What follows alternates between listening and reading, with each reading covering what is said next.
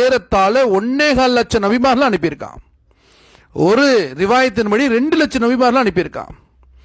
இத்தனை நபிமார்கள் எல்லாம் அனுப்பி இவங்களுடைய கவுமுகள் இவங்க கூட்டத்தாரு சொர்க்கத்துக்கு போக முடியாது. எதுவரைக்கும் ஹஜ்ரத் முஹம்மது ஸல்லல்லாஹு அலைஹி வஸல்லம் அவங்க உம்மத்து சொர்க்கத்துக்கு போனதுக்கு அப்புறம் தான் இவங்கெல்லாம் சொர்க்கத்துக்கு போகணும்.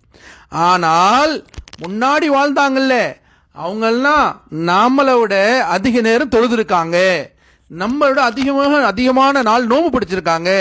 நியாயமா அவங்க தானே போகணும்.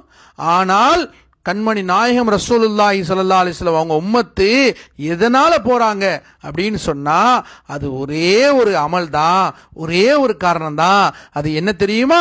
கண்மணி நாயகம் ரசூலுல்லாஹி ஸல்லல்லாஹு அலைஹி வஸல்லம் சொன்னாங்க, இந்த உம்மத்து இந்த நபியுடைய சமுதாயம் இருக்கிறாங்களே இவங்க நன்மையை ஏவுவாங்க, தீமையை தடுப்பாங்க.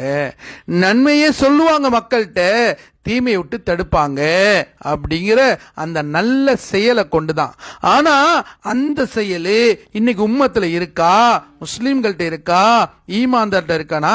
அது மிகப்பெரிய கேள்விக்குறி சகோதரர்.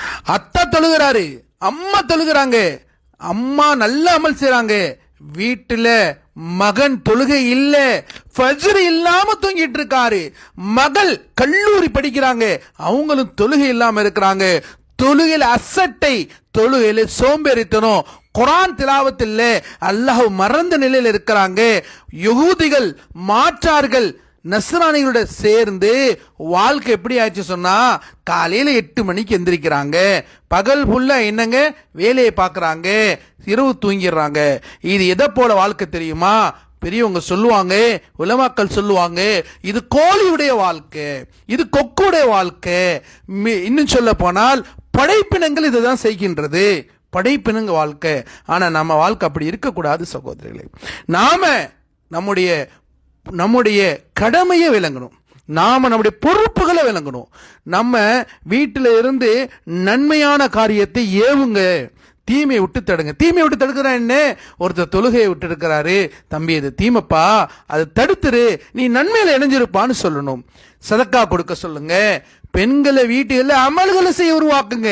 பெண்கள் 24 மணி நேரம் வீட்டில் சமையல்காரிகளாக நம்ம ஆக்கி வச்சிருக்கோம். அல்லாஹ் மன்னிக்க வேண்டும் சகோதரர். இந்த உம்மத்தை வீட்டு வேலை செய்யறதுக்காக பெண்களை நம்ம நிர்பந்தி வச்சிருக்கோம். நபியோடைய வீட்டில் ஒரு சில சால்னா தான் இருக்கும், ஒரு சில உணவு தான் இருக்கும், போதுமாக்கி கொள்வாங்க. வாழ்க்கை ரொம்ப லேசுங்க, வாழ்க்கை ரொம்ப லேசுங்க. நாம வாழ்க்கை கஷ்டப்படுத்தி இருக்கோம். 4 ஐட்டம் 5 ஐட்டம். பாவம் அந்த பெண்கள் சமைச்ச வாழ்க்கையே அந்த கிச்சன்லேயே கொடுத்துறாங்க.